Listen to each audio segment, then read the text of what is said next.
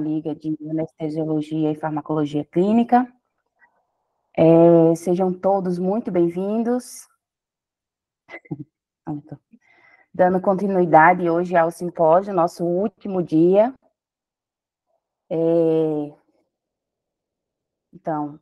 Eu queria dar um agradecimento a todos que estão aqui hoje, em especial a doutora Evelyn Rios, que se disponibilizou para estar aqui conosco, e vai estar dando o tema, falando um pouco para a gente sobre o tema de hipertensão arterial e os principais medicamentos utilizados. Gostaria que todos tivessem atenção, dessem atenção à aula, tivessem um bom aproveitamento, peguem seus blocos de anotações para fazer as observações dos pontos mais importantes, anotar suas dúvidas para no final, ou durante a aula, a doutora que escolhe como tirar as dúvidas. E o link para finalização da aula vai ser disponibilizado após todo mundo tirar suas dúvidas, a doutora finalizar. E é isso, doutora, fique à vontade, muito obrigada por estar aqui com a gente. Qualquer coisa pode chamar, eu estou aqui e o pessoal da Liga está dando todo o apoio. E é isso. Tá bem. Eu só preciso de ajuda aqui para poder compartilhar a tela.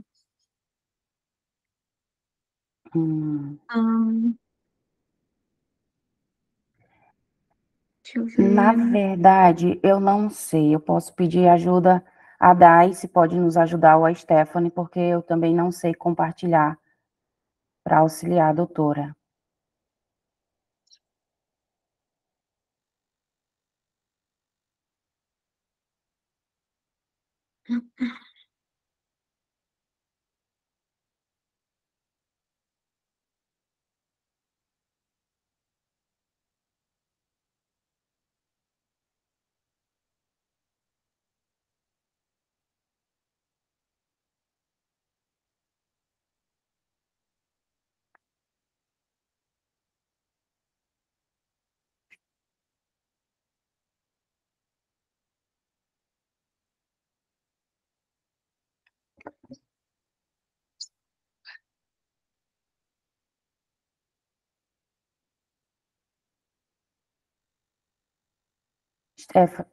Stephanie, pode ajudar a gente? Ah, a Dai tá me ajudando aqui. Ah, tá, ótimo.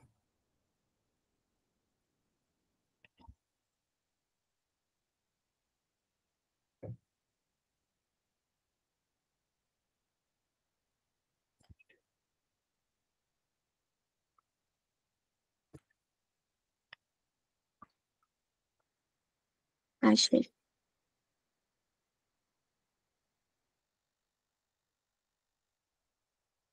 Achei.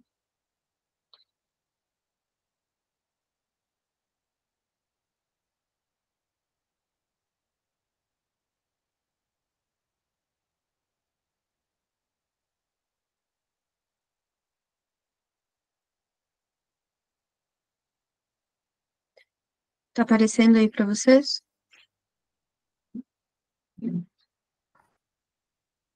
Ainda não. Apareceu rapidamente e depois sumiu. Tenta fazer de novo. Tá.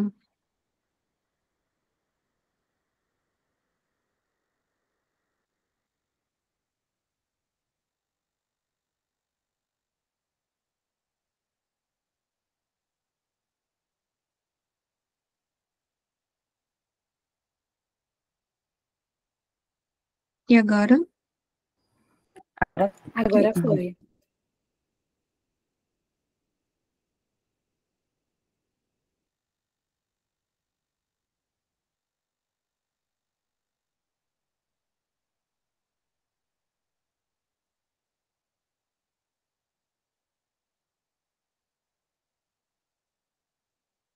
Foi? Tá conseguindo?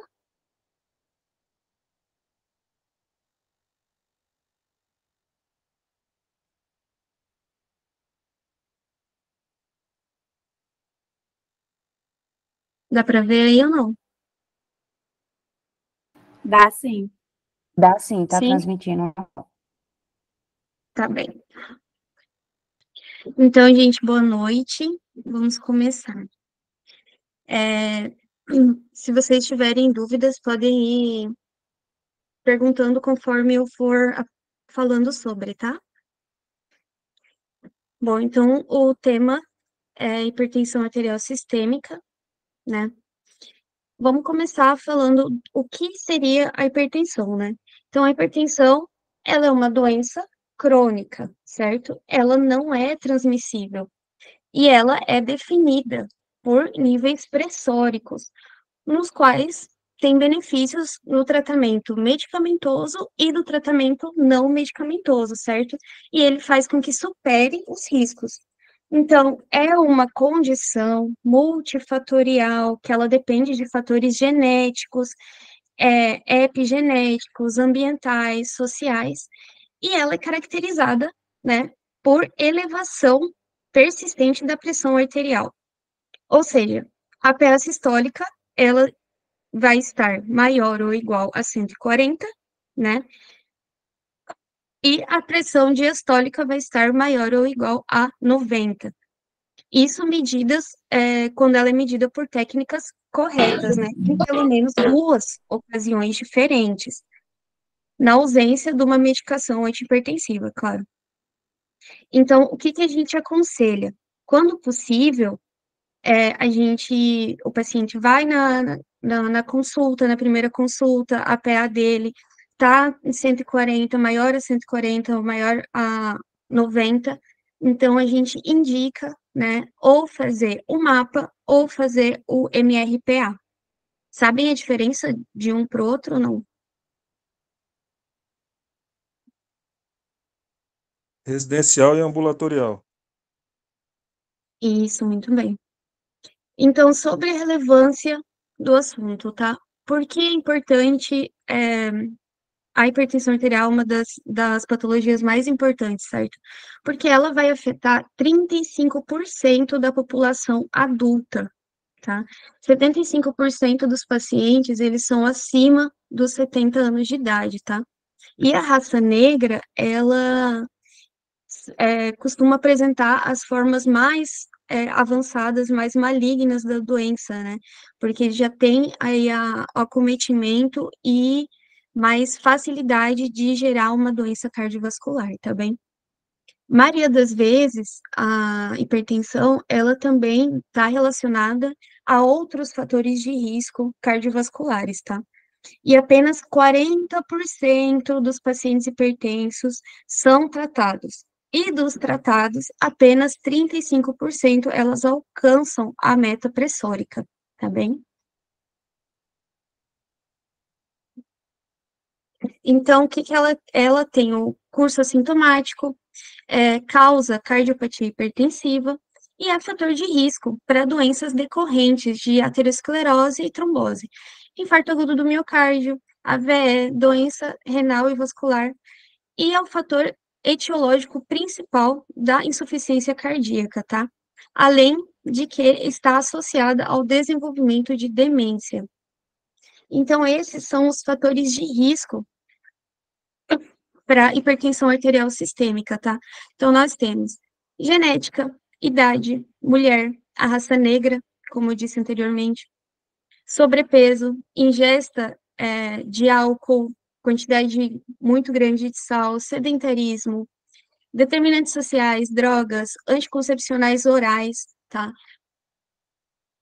Pacientes com obesidade, ganho de peso, com exposição à insulina, né, insulina dependentes, já são, ou que são resistentes já à insulina, né, ou usuários de insulina.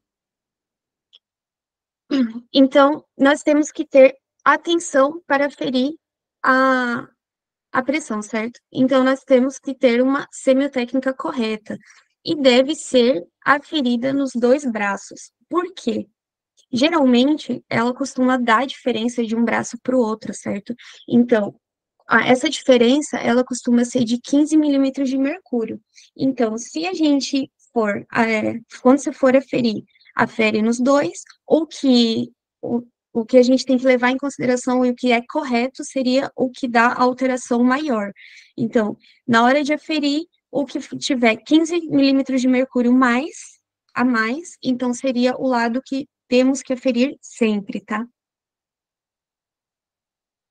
Então, quando tem caso de suspeita de hipotensão postural, a gente tem que medir a pressão arterial na posição supina, tá? Do paciente deitado ou sentado.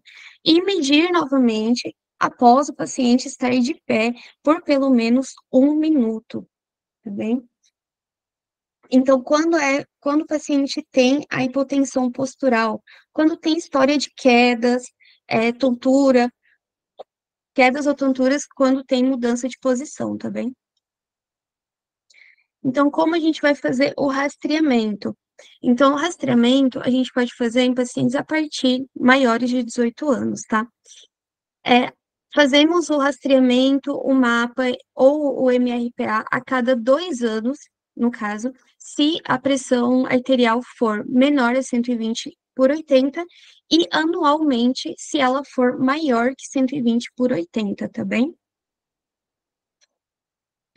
Então, aqui é a medida da pressão arterial no consultório. Então, nós fazemos o quê? Anamnese, o exame físico e a avaliação laboratorial, tá bem? Então, quando a PA ela é ótima, quando ela está menor a 120/80, tá? Então, nesse caso, podemos repetir a cada 2 anos ou anualmente se tiver alteração, tá bem? A PA normal, 120 a 129, de 80 a 84 milímetros de mercúrio. Quando é pré-hipertensão, quando está de 130 a 139, de 85 a 89. Então, nesse caso, a gente tem que considerar o que seria a hipertensão mascarada, tá bem? Então, nesse caso, sim, fazemos o mapa ou o MRPA, tá bem? Se vier sem alterações, então a gente repete essas medidas anualmente. No caso da hipertensão em estágio 1 e 2, é quando a PA ela está de 140 a 179 e de 90 a 109. Aqui também a gente tem que considerar o que é a hipertensão do avental branco. No caso, o paciente vai para a consulta, ele se sente, fica com medo, a pressão sobe, ele vê um médico, ele já acha que vai acontecer alguma coisa, vai acontecer alguma merda, então a pressão vai lá em cima, certo? Então, nesse caso, a gente faz também o mapa ou o MRPA. Se vier alterado, a gente já pode iniciar o tratamento, tá bem? No caso da hipertensão estágio 3, é quando a PA ela está maior ou igual a 180/110. Nesse caso, a gente já fecha o diagnóstico e logo já começa o tratamento medicamentoso, tá? Aí nós também temos a emergência ou urgência hipertensiva. Quando o paciente chega com uma emergência ou urgência hipertensiva, a gente encaminha diretamente para o serviço de emergência para poder normalizar, né, a pressão arterial, e aí a gente confirma e já começa o tratamento, também. Eu queria falar sobre isso, e porque esse quadro, ele é do ano passado, tá? E semana retrasada, se não me engano, teve uma alteração da diretriz sobre pressão arterial, foi na diretriz europeia. Então, agora não é mais feito o diagnóstico de quando o paciente chega com uma urgência ou emergência hipertensiva. Antigamente já se fazia o diagnóstico, já se confirmava o diagnóstico de hipertensão e nós já começávamos o tratamento. Hoje em dia, não, tá? Isso agora nessa nova diretriz que foi falado semana retrasada, se não me engano. Agora, nós só fechamos o diagnóstico depois de fazer ou o mapa ou o MRPA, independente se o paciente chegar uma vez com uma pressão a 210/100, é irrelevante, a gente não começa a fazer o tratamento já de cara, tá? Então, o tratamento farmacológico, ele só vai ser feito após o resultado de mapa ou MRPA, tá bem? Sobre o diagnóstico.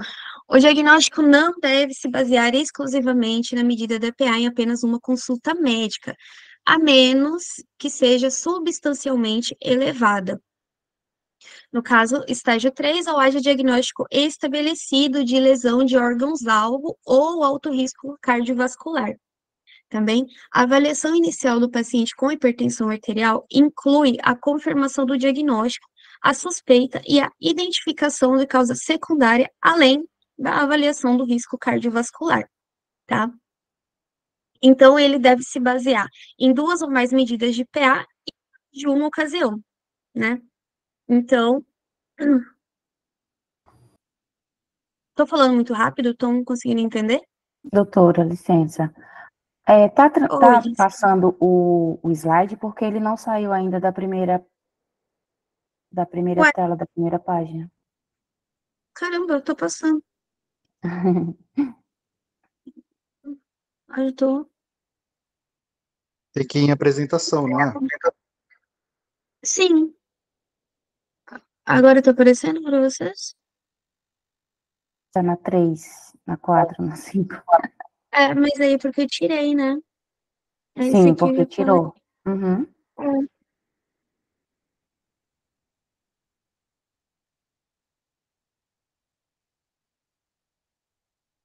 E agora? Tá passando aí? Tá na página 8?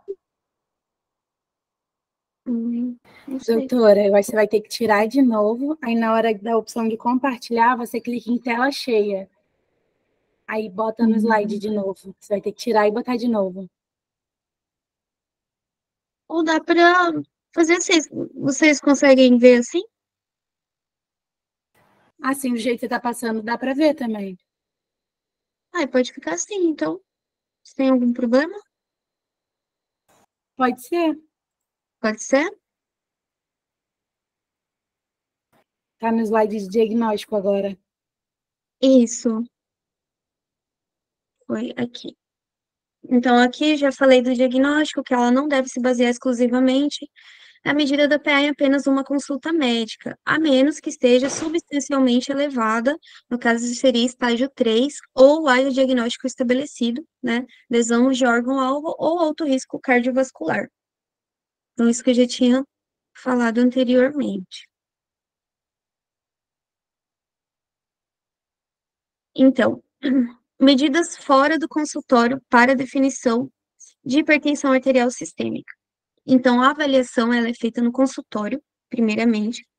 Aí nós podemos escolher entre o mapa ou o MRPA, como eu tinha dito anteriormente, tá? O mapa, a diferença de um para o outro é que no mapa ele é feito 24 horas, né? Então, o paciente ele vai com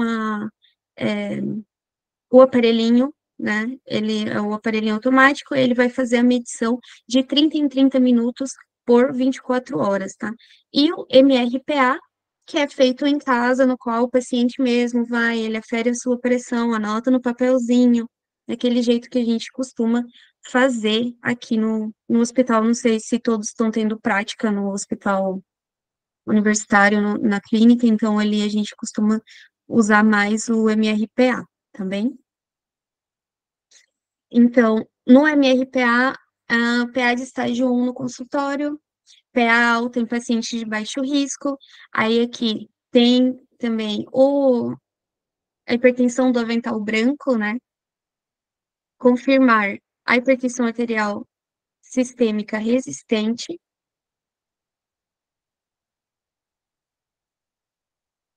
Peraí.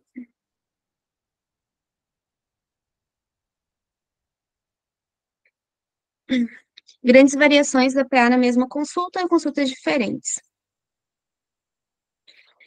Aqui eu queria falar sobre as vantagens e as desvantagens da medida da pressão arterial fora do consultório, tá bem? Então, tem o maior número de medidas obtidas, elas refletem as atividades usuais dos examinandos, tá? E pode identificar a hipertensão arterial do avental branco e hipertensão arterial mascarada. Tem um maior engajamento dos pacientes com diagnóstico e segmento, tá? Então, as vantagens do mapa são as leituras noturnas, né? Que no caso, e permite medições em condições de vida real, como eu disse, ela vai ficar no pulso, no braço, né? E vai aferir a pressão de 30 em 30 minutos durante 24 horas. Então, aí vai aferir enquanto o paciente está dormindo, enquanto o paciente está comendo, enquanto ele está fazendo atividade física, enquanto ele está trabalhando, né? O uso dele em pacientes com cognição prejudicada e nos raros casos de comportamento obsessivo também é mais viável, né? E permite avaliar a variabilidade da PA em períodos curtos de tempo. E tem uma evidência prognóstica mais robusta. Agora, as desvantagens o custo elevado, a disponibilidade por vezes limitada, porque não é sempre também no SUS que vai ter a opção do mapa, né? E além que pode ser desconfortável, né? Imagina ficar 24 horas com o negócio no braço e ele ali te apertando de 30 em 30 minutos. E o MRPA, as vantagens é o baixo custo, né? E que ele está amplamente disponível. A medição em um ambiente domiciliar, que o paciente vai estar mais relaxado do que no consultório, vai permitir avaliar a variabilidade da PA no dia a dia, e o envolvimento do paciente na medição da PA e maior adesão ao tratamento. A desvantagem é que ela vai ser medida somente em repouso, né? Então, também tem o potencial erro de medição, que como não é sempre uma pessoa da área da saúde que vai fazer a medição e a anotação, nem sempre vai ser muito fidedigno, né? Muitas vezes o paciente ele compra o aparelho manual, né? E pede para o vizinho, pede para o tio, para o filho, para aferir a sua pressão, e nem sempre vai estar da maneira correta, né? E a outra desvantagem é que não tem leitura noturna. Aqui eu coloquei uma imagem de como o paciente pode fazer o MRPA, né, na sua casa. Então, ele vai ali anotar de manhã e de noite, né, são feitos por 7 dias. Aqui, por exemplo, está incompleto nessa imagem, mas por 7 dias, tá bem?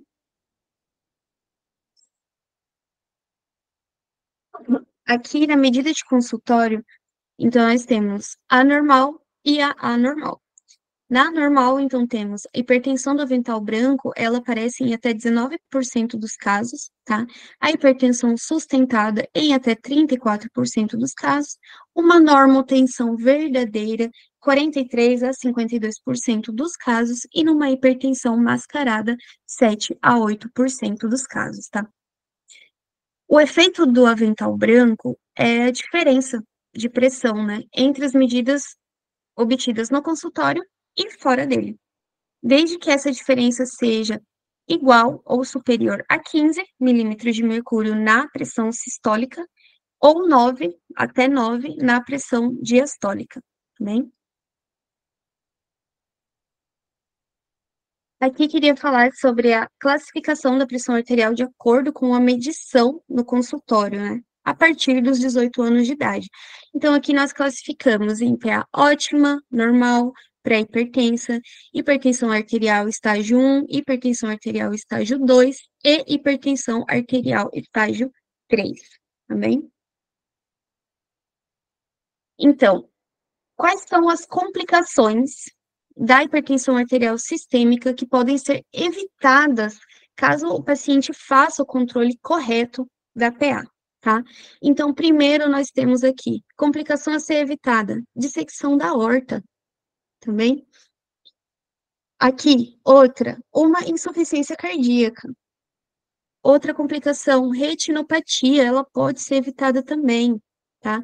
Uma coronariopatia também, AVC isquêmico, AVC hemorrágico, uma insuficiência renal, tudo isso pode ser evitado no caso do paciente aderir corretamente ao tratamento e ao controle da PA, tá bem? Então, como nós classificamos? A hipertensão arterial sistêmica, ela é classificada quanto à sua causa.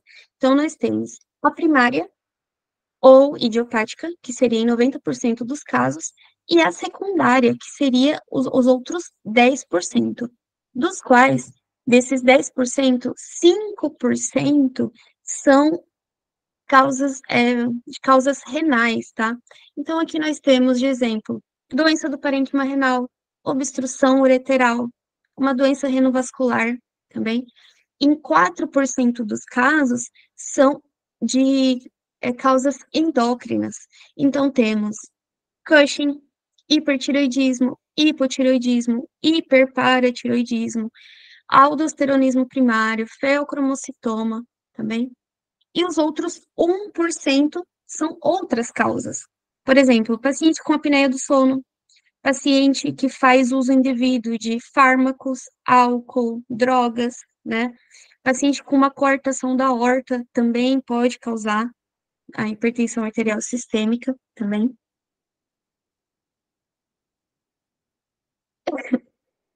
Então, como nós fazemos a prevenção?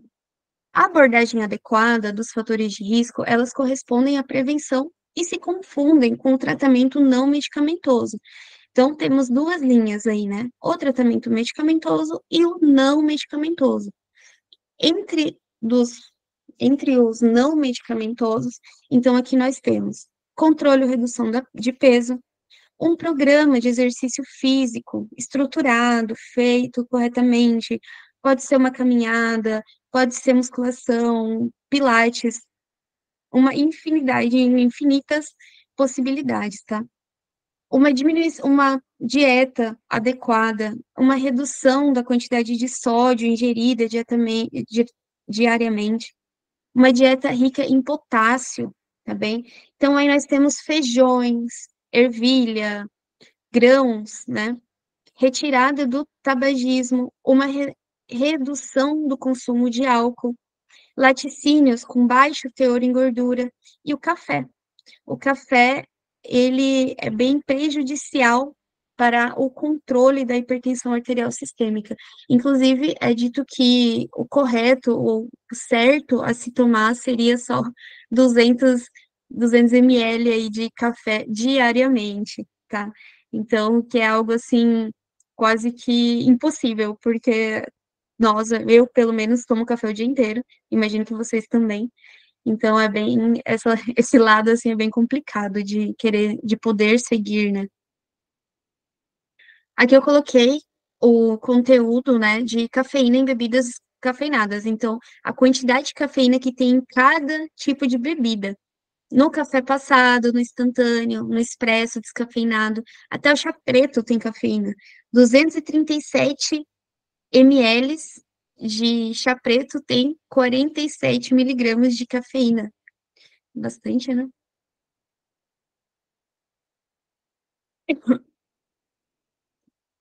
Então, aqui, prevenção ou tratamento não medicamentoso da hipertensão. Então, as principais intervenções que previnem a hipertensão arterial, assim como eu tinha dito, né? Controle de peso, uma dieta saudável, né? Então, controle de peso aqui, o ideal, alcançar o peso ideal. É esperado que diminua 1 milímetro de mercúrio por cada quilo de peso perdido. Uma dieta saudável, uma dieta rica em frutas, vegetais, grãos, baixo teor de gordura, né? Há uma redução da ingestão de sódio, o ideal seria menos de 2 gramas por dia. Aumento da gestão de potássio na dieta, atividade física, pode ser aeróbia, pode ser de resistência dinâmica, de resistência isométrica, e uma diminuição do consumo de álcool. Então, isso aqui a gente costuma fazer bastante, sempre no hospital também. Eu coloquei aqui um exemplo. Isso aqui é de um paciente diabético, né? O que pode e o que não pode comer. Costumamos fazer isso também para os pacientes hipertensos, faz uma listinha com os alimentos que mais costuma consumir, a gente costuma perguntar isso ali na nossa anamnese, na conversa com o paciente. Então, a gente já vai dizendo o que pode, o que não pode comer. Alguns conseguem seguir a risca e tem uma adesão, né, ao tratamento, não só ao tratamento não farmacológico, mas ao tratamento farmacológico também, mas a grande maioria, infelizmente, não leva muito a sério a parte da alimentação e acha que somente com medicação vai melhorar. E, infelizmente, não é assim. E eles sabem, mas não querem aceitar. Essa é a realidade, né? A verdade seja dita. Bom, um ponto interessante. É recomendado o teste ergométrico, né, para avaliar a aptidão física e prescrever exercícios físicos, o que possibilita avaliar a resposta da pressão arterial ao esforço e confirmar a presença de doenças coronarianas nos indivíduos sintomáticos ou com múltiplos fatores de risco. Quando a gente vai decidir sobre o início do tratamento medicamentoso, tá? Então, o início, primeiro, temos que fazer intervenções no estilo de vida, tá? Todos os estágios de hipertensão e pressão arterial de 130 a 139 e de 85 a 89, aqui, ao diagnóstico, nós, ao fazer o diagnóstico, já podemos começar o tratamento medicamentoso, tá? Hipertensos, estágio 2 e 3, também, ao fazer o diagnóstico, já podemos começar com tratamento.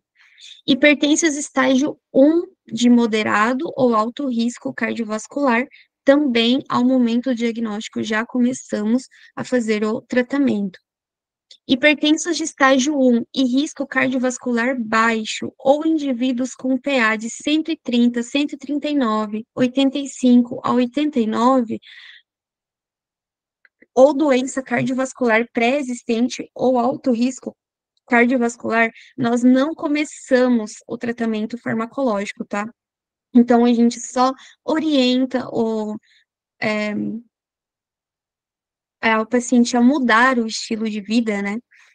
Começar a se alimentar melhor, a prática de exercícios, e aí aguardamos 3 meses para ver se o efeito da intervenção, da mudança do estilo de vida, se vai ter algum resultado. Se logo após esses 3 meses não se obteve nenhum resultado favorável, então sim, nós começamos o tratamento farmacológico, tá? Idosos hipertensos, frágeis ou muito idosos, com a pressão arterial acima de 160 milímetros de mercúrio, a gente, na pressão sistólica, começamos o tratamento também. E hipertensos idosos ígidos, que são pacientes ígidos, são pacientes saudáveis, pacientes que têm uma boa qualidade de vida, tá? Então, com esses pacientes idosos ígidos, na pressão arterial sistólica maior ou igual a 140, aí começamos o tratamento farmacológico, tá bem? Em indivíduos com pressão arterial de 130, 139, 85, 89, sem doença cardiovascular pré-existente e risco cardiovascular baixo ou moderado, não é recomendado o tratamento, tá bem? Opa, desculpa, meu cachorrinho. Bom, agora vamos falar do tratamento farmacológico, tá? Ele é eficaz, via oral, né? É bem tolerada, uma dose única diária, efeito constante durante o dia, individualizar a dose para reduzir danos colaterais e aumentar a adesão, dar preferência aos que reduzem a mortalidade, e se considera condições socioeconômicas também, tá? Então, a farmacologia da hipertensão arterial, nós temos determinantes da pressão. Então, nós temos o débito cardíaco e a resistência vascular periférica. Então, no débito cardíaco, nós temos um componente cardíaco, né? Então, no débito cardíaco, componente cardíaco, nós vemos pressão sistólica, também. E na resistência vascular periférica, nós temos um componente vascular, onde se observa a pressão diastólica, tá bem? Aqui. Conseguem ver assim?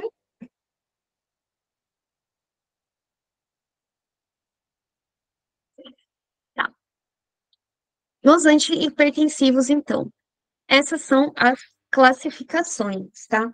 Então, nós temos fármacos que não reduzem a morbimortalidade, temos fármacos que reduzem moderadamente a morbimortalidade, E temos fármacos que reduzem significativamente a morbimortalidade, tá? Então, os agentes antiadrenérgicos de ação central, os bloqueadores alfa-adrenérgicos, os inibidores diretos de renina, então, são os fármacos que não reduzem a morbimortalidade, tá? Agora, os bloqueadores beta-adrenérgicos são os que reduzem moderadamente a morbimortalidade, tá? Agora, os inibidores de enzima conversora, ou IECAs, os antagonistas do receptor de angiotensina 2, ou BRA, os diuréticos tiazídicos e os bloqueadores de canais de cálcio são os que mais reduzem significativamente a morbimortalidade, tá bem? Então, nós temos os agentes antiadrenérgicos de ação central, tá? São os não seletivos, nesse caso. Aí aqui nós temos dois mais importantes, que seria o propanolol e o nadolol, tá bem? Os bloqueadores alfa-adrenérgicos. Oi, perdão. Os bloqueadores alfa-adrenérgicos, temos aqui a fentolamina, o labetalol e a tanzulosina. Também. A tanzulosina, ela não é usada somente para o uso, para o tratamento da hipertensão arterial sistêmica.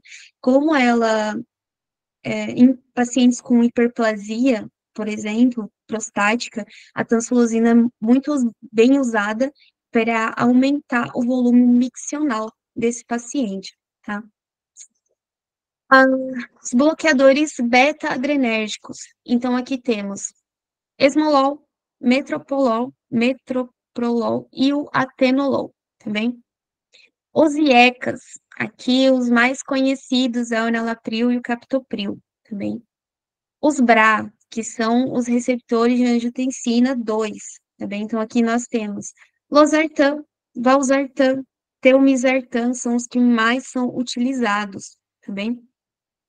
Os inibidores diretos da renina, aqui nós temos somente um medicamento e ele quase não é utilizado, que é o alisquireno, tá bem? Aí temos os diuréticos tiazídicos, né?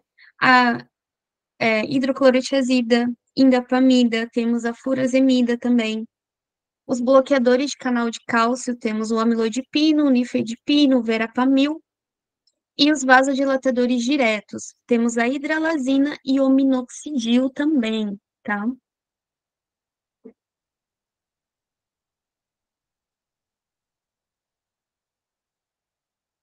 Quais são os medicamentos que mais são usados na hipertensão arterial sistêmica? Então, aqui nós temos os inibidores da ECA, ou da ECA, né, ou IECA, ou BRA. Então, enalapril, losartan é o que mais é usado. Diuréticos tiazídicos, a clortralidona, ela não é tão utilizada, o que é mais utilizado é a hidroclorotiazida, né? Mas a clortralidona, ela tem melhor como eu explico? Os receptores delas são melhores e melhor adesão ao tratamento, tá? Os bloqueadores de canal de cálcio, amlodipino, e os beta-bloqueadores, que é usado em doença cardíaca estrutural, insuficiência cardíaca, cardiopatia isquêmica, aqui temos o carvedilol, tá bem? Nos diuréticos, então, temos os tiazídicos, tá? A clortralidona, hidroclorotiazida, a indapamida. Aí temos os diuréticos de alça, né? Que é a bumetamida, a furosemida e os poupadores de potássio, que aqui temos a espironolactona, que ela é geralmente usada somente quando o paciente já não tem uma boa recepção, né, da medicação e ela já é usada como uma politerapia, né? É o único momento que a gente entra com a espironolactona, tá? Então, quais são as contraindicações para o uso de diuréticos? Ela pode dar gota, hipocalemia, hipercalcemia, pode também causar aborto, tá bem? Pode dar síndrome metabólica e intolerância à glicose, tá? O diurético, ele é muito bem recebido e ele é mais indicado em pacientes afrodescendentes, idosos, obesos, tá? Porque em pacientes obesos, o que que ela vai fazer? Ela vai prevenir insuficiência cardíaca, tá bem?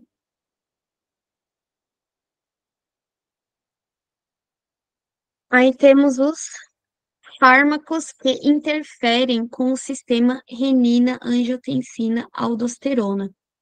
Principais medicamentos do controle do PA que reduzem a incidência de doença renal terminal, tá? Então, aqui nós temos os IECAs, captopril, enalapril, são os que mais são utilizados, tá? Então, a dosagem normal diária do captopril, ela é de 12,5 até 50 miligramas dia, tá? E o enalapril de 2,5 até 20 miligramas dia. Quando ela é contraindicado, quando ela tem contraindicações absolutas, pacientes com angioedemas, pacientes com problemas renais e pacientes gestantes, tá? Totalmente proibido o uso de IECA. Quais são os efeitos adversos? O principal que a gente mais vê é tosse seca. A tosse seca é o que mais a gente escuta relatos, tá? Dos pacientes que fazem uso de ECA e pedem para fazer a troca dessa medicação por conta da tosse seca, tá? O angioedema também, hipercalemia, perdão. Então, o potássio aí, ele tá maior a 5,5. Hipotensão e teratogênese, tá? Nos bloqueadores de receptores de angiotensina 2 ou BRA, aí nós temos losartan, valsartan, telmisartan, que são os mais utilizados, tá? Então, ela é uma alternativa ao IECA. Então, sempre quando o paciente ele faz uso de IECA, começa a produzir tosse seca, ter bastante tosse seca, então nós logo trocamos o IECA pelo BRA, tá? Então, aqui é uma alternativa ao IECA, porque ele não produz tosse seca nem angioedema, e são bem mais tolerados pelos pacientes que qualquer hipertensivo. Então, além do custo-benefício também, né, aqui no Paraguai, pelo menos, o losartan e o enalapril, que é bem utilizado aqui, então eles têm um custo menor, né, em comparação ao valsartan, telmisartan, por exemplo, tem um preço muito elevado aqui no Paraguai. Então, por isso, quase nunca é utilizado, porque a gente costuma indicar medicações que são mais baratas, no qual a gente tem certeza que o paciente vai fazer adesão a esse tratamento, tá bem? Então, aqui nós temos os antagonistas dos receptores de aldosterona, principal, a espironolactona, tá? Que ela é usada em hipertensão resistente ao tratamento, geralmente na introdução do quarto medicamento ou em pacientes com hiperaldosteronismo, tá bem? A espironolactona, ela pode causar ginecomastia também, ginecomastia em pacientes homens, tá? Então tem que tomar bastante cuidado na hora de administrar. Ele só é usado quando o paciente, ele é resistente ao tratamento, já faz ali uso de 3 medicações e mesmo assim não consegue manter uma boa, a pressão arterial em parâmetros normais ou aceitável, minimamente aceitável. Então, nesses casos, a gente faz a introdução da espironolactona, tá? Ou um efeito adverso, ela pode dar hipercalemia. Então, acaba sendo uma faca de 2 gumes, né? O uso da espironolactona. Quando a gente fala de bloqueadores beta-adrenérgicos, falamos, os principais são o metoprolol e o propanolol, tá? Então, em hipertensão arterial sistêmica, pacientes com menos de 40 anos, pacientes do sexo masculino, pacientes de raça branca, hipertensão arterial com a renina elevada, pacientes com hipertensão arterial associada a gasto cardíaco elevado, taquicardia, cardiopatia isquêmica e insuficiência cardíaca, tá? Ela é usada Então, os bloqueadores beta-adrenérgicos a gente costuma utilizar quando tem presença de comorbidades, tá? Só quando tem presença de comorbidade. Quando não tem presença de comorbidade, não tem lesão de órgãos-alvos, a gente não escolhe os beta-adrenérgicos, tá? Não são os de primeira escolha, como eu disse anteriormente, os que são de primeira escolha são os IECAs e os BRA, é o mais utilizado, tá? No uso dos beta-adrenérgicos, a gente tem que tomar bastante cuidado no uso do metoprolol e do propanolol, porque não pode fazer uma retirada abrupta desse medicamento. Não pode fazer uma retirada abrupta, tá, dessa medicação. Por quê? Suponhamos que o paciente faz o uso do metoprolol aí por 6 meses. De repente, ele não quer mais utilizar. Aí ele tira, para de tomar do nada. Ela dá efeito rebote. Então, em vez da pressão arterial se manter, né, ela sobe o dobro. Então, não pode fazer a retirada abrupta. Então, o correto é na hora de tirar os beta-adrenérgicos, é fazendo o desmame, tá? Quando ela é contraindicada? Ela é contraindicada em caso de bradicardia, tá? Em caso de bloqueio atrioventricular, em caso de asma, também, pacientes insulinodependentes, com falência ventricular descompensada, com hipotensão, pacientes com impotência, depressão, dislipidemia, síndrome metabólica, ou até em atletas. Então, todos esses casos não é indicado, tá, o uso dos bloqueadores beta-adrenérgicos.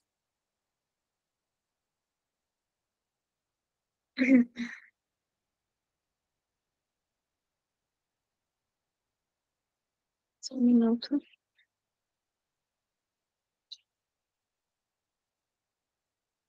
Quando a gente fala de bloqueadores dos canais de cálcio, então nós temos dois tipos, tá? Temos as dihidropiridinas e as não dihidropiridinas, tá? Então, as que não são dihidropiridinas têm ação cardíaca e vascular. Entre elas, tá? A verapamil e o diltiazem, tá? Então, ele vai ser usado o que ele pode causar, na verdade, né? Ele pode causar bradicardia, um bloqueio atrioventricular, e ela causa uma vasodilatação, tá bem? Agora, nas que são dihidropiridinas, que têm ação vascular somente, não tem ação cardíaca, tá? Essa só tem ação vascular, aqui nós temos o nifedipino, o amiloidipino, nicardipino e a felodipina, tá bem? Então, ela vai fazer uma vasodilatação com uma taquicardia reflexa, tá? Nesse caso, é a contraindicação, tá? O que ela pode causar, efeitos adversos, tá bem?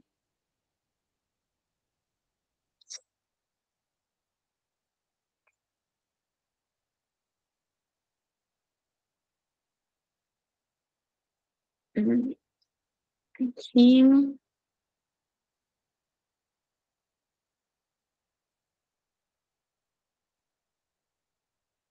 Os bloqueadores de canal de cálcio. Então, nós temos os que têm efeito direto, os que têm efeito indireto, tá? E os efeitos adversos no uso de cada um, tá? Então, o uso da verapamil, por exemplo, ele pode dar bastante constipação, tá bem? O uso do nifedipino pode dar cefaleia, rubor facial, taquicardia, reflexia, tá? E um edema pré-tibial. O efeito do antihipertensivo, dos bloqueadores do canal de cálcio, ele é mais evidente em pacientes idosos e negros, que geralmente têm uma pressão arterial sistólica, tá, com risco elevado, e podem ser associados aos diuréticos, tá, e reduzem a incidência de AVE. Agora, quando a gente fala dos antihipertensivos que são menos usados, tá? Entre eles tá os bloqueadores alfa-adrenérgicos, tá? Que são esses três aqui que eu coloquei de exemplo.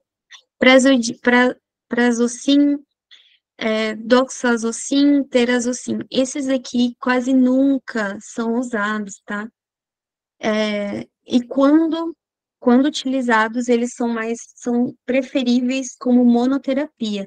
Então, usar ele sozinho, tá bem? Também é mais indicado em pacientes do sexo masculino. A dose do Prazosin, por exemplo, é 2 a 20 miligramas por dia.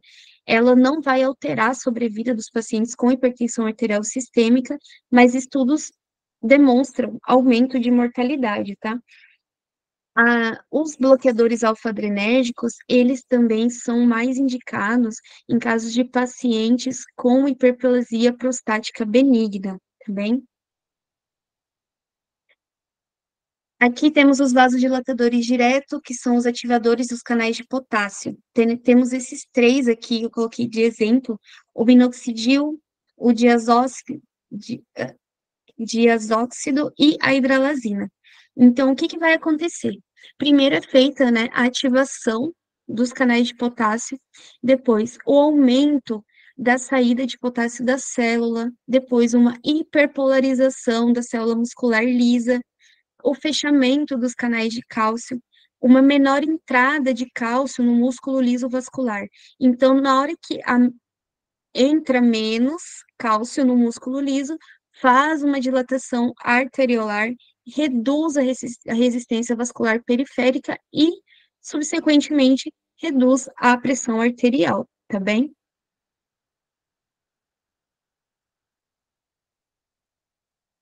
Aí temos os antiadrenérgicos de ação central, agonistas alfa-2, a clonidina, tá? A clonidina é muito boa, é muito bem utilizada, muito bem receptiva, tá? No caso de uma urgência hipertensiva dada via oral, tá? E ela é usada como opção no caso de uma hipertensão resistente, tá? Então, ela tem o seu efeito central, o mais importante, né?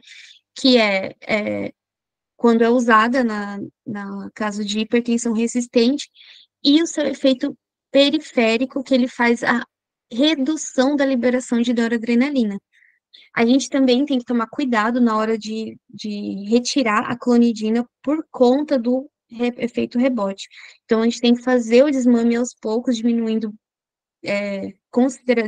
aos poucos a dose, para não ter hipertensão de rebote, tá? Quando a gente fala de antiadrenérgicos de ação central, principal, metildopa, é o principal, tá? Então, ela faz uma formação de falso transmissor, ela age como agonista em alfa-2, e o metildopa é o melhor indicado para gestantes, tá? Então, gestantes que têm com pré-eclâmpsia é indicado o uso de metildopa, tá? Falando agora de protocolo de tratamento da pressão arterial sistêmica.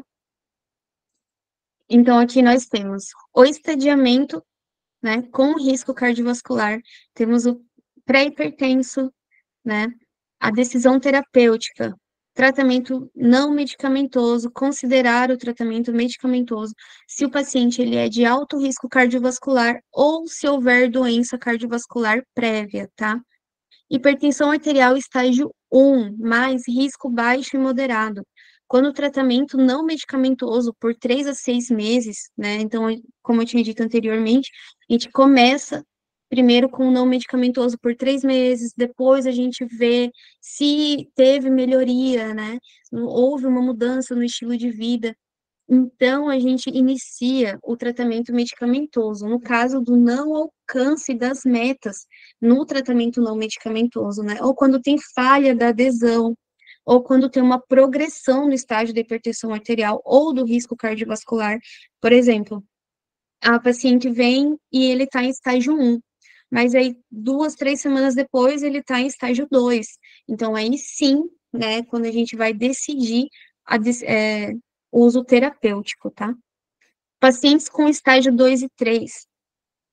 Então, o tratamento não medicamentoso mais o tratamento medicamentoso imediato.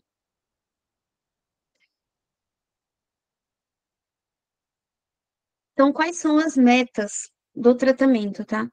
Então, nós temos, primeiro objetivo, como sempre, redução da PA para 140 por 90, tá? Pacientes abaixo de 65 anos, redução da PA sistólica para 120 a 129 milímetros de mercúrio e diastólica menor a 80 milímetros de mercúrio, tá? Em pacientes acima de 65 anos, redução da pressão arterial sistólica para 130 a 139 milímetros de mercúrio e a diastólica para menos de 80 milímetros de mercúrio, tá? Aqui eu queria que vocês vissem quais são as associações mais comuns, tá? Entre os fármacos. Então, aqui tem as combinações preferenciais, que são inibidores de ECA com diurético tiazídico. Então, o diurético tiazídico com bloqueadores de receptores de angiotensina. Aqui, combinações não recomendadas. IECA com BRA. Nunca a gente pode associar um IECA com um BRA, tá? Dar muita alteração renal, muita disfunção renal, pode até causar uma insuficiência renal, tá? No caso da combinação desses dois medicamentos, tá? E aí temos as combinações possíveis, mas que não são tão testadas. Por exemplo, um BRA com um beta-bloqueador, né? Ou um IECA com, sei lá, um vasodilatador periférico, por exemplo, que seria aqui outros antihipertensivos. Então, é possível, mas não é tão testado. Então, por via das dúvidas, é melhor sempre seguir as que são preferenciais e que o paciente vai ter melhor adesão, bem? Quando a gente fala de hipertensão resistente, então, do tratamento não medicamentoso, a diminuição da ingesta de sal, de álcool, diminuição da obesidade e da apneia do sono, então nós entramos com o tratamento medicamentoso, né, que é IECA ou BRA, nunca os dois juntos, tá? Mais o antagonista do canal de cálcio, mais um diurético tipo tiazídico preferencial. Aqui, preferencial clortrelidona, mas esse aqui não é muito fácil de se encontrar, tá? Então, aqui não tiazídico pode ser também, sem nenhum problema, uma hidroclorotiazida, tá? E no caso de não, aí usam 3 medicações, certo? Não tá retendo, não tá segurando, o PA continua lá em cima. Então, é administrada a quarta droga, que é a espironolactona, tá? 25 até 50 miligramas por dia, tá bem? Então, aqui, de beta-bloqueador, vasodilatador, também pode ser administrado, tá? A hidralazina, né? Aqui o bloqueador alfa-adrenérgico, a hidralazina ou minoxidil. Aqui, nesse caso, a gente pode colocar uma hidralazina com um nitrato, por exemplo, tá? E o minoxidil, por que colocamos só ou hidralazina ou minoxidil? Porque ela pode ser substituída, elas vão fazer o mesmo efeito, tá bem? Então, também podemos trocar o diurético tiazídico por uma furosemida, aqui nesse caso, tá bem? Melhor opção farmacológica por grupo. Então, pacientes jovens, hipercinéticos, quais são os mais indicados? IECA ou BRA, tá? Pacientes brancos, IECA ou BRA. Pacientes negros, diuréticos ou bloqueadores do canal de cálcio. Idosos, diuréticos tiazídicos, pacientes com cardiopatia isquêmica pós-infarto agudo do miocárdio, então beta-bloqueador, IECA ou BRA, paciente distante, metildopa ou hidralazina, e pacientes com insuficiência cardíaca, beta-bloqueador ou um IECA, bem? E é isso. Não sei se conseguiram entender, se vocês têm alguma dúvida, bem curtinho, bem tranquilo. Nenhuma dúvida?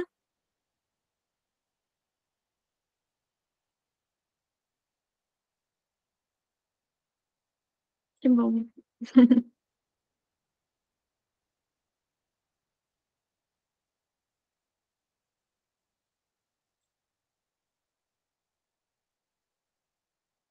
Espero que tenha sido útil.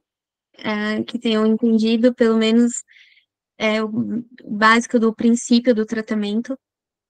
E qualquer coisa, tamo aí. Tá bem? Então é isso. Beijos, beijos. Doutora, Doutora, muito obrigada por essa excelente aula. Que bom, Obrigada que por ter gostaram. aceitado participar desse encontro com a gente. Também. Aí até meu cachorrinho saiu no vídeo. Porque ele tava faz horas fazendo assim. Também. Eu que agradeço vocês, que tenham um bom final de domingo aí. E amanhã começa tudo de novo. A gente vai trabalhar, né? Beijos, beijos, beijos. Obrigada, doutora. Até uma ótima noite. Obrigado. Pessoal, a gente vai estar colocando aqui o QR Code, compartilhando com vocês, tá? E vamos também estar fazendo o sorteio, tá? Então, aguarde um pouquinho, que a gente já vai fazer o sorteio, tá?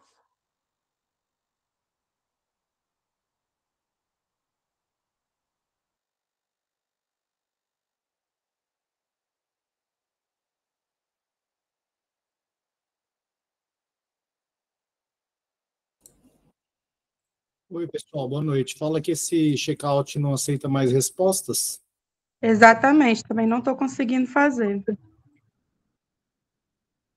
Eu também não estou conseguindo fazer, não. Também não. Eu também não consegui. Eu Também não consegui. Só um minutinho, gente, que a Também gente não. está entrando em contato com a menina para resolver.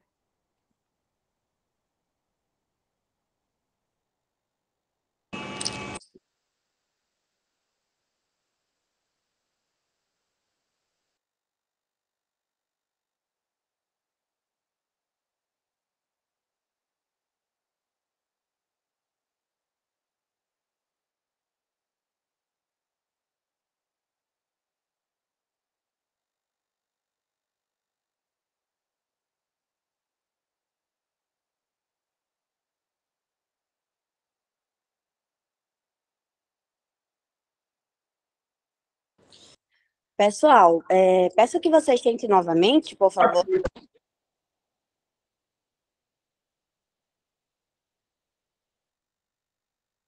Agora foi.